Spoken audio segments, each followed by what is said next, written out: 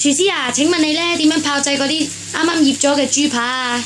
哦，嗰、個豬扒咧，今晚咧我將會咧係好簡單咁煎咗之後咧，就用翻啲洋葱同埋番茄咁樣燴翻落去嘅，好簡單，但係就好好味嘅。咁我哋而家開始就先咧煎咗啲豬扒先啦。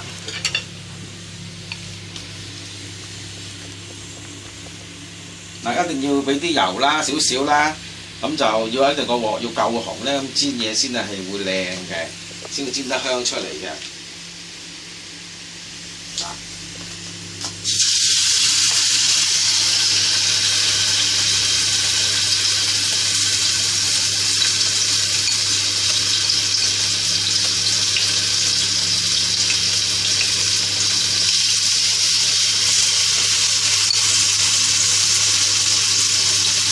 啲梅頭豬扒咧，就比嗰啲 P 骨嗰啲嚟講咧，就容易入口啲，冇咁韌添。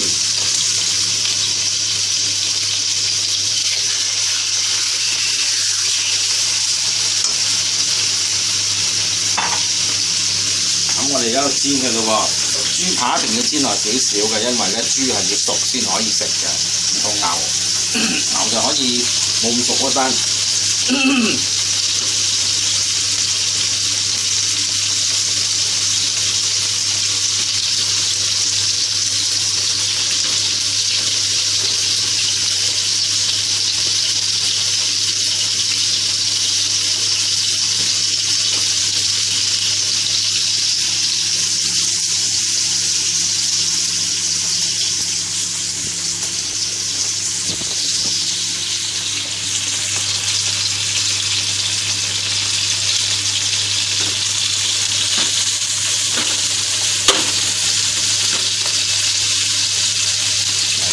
有得就要咁樣熬咗佢先，煎下先。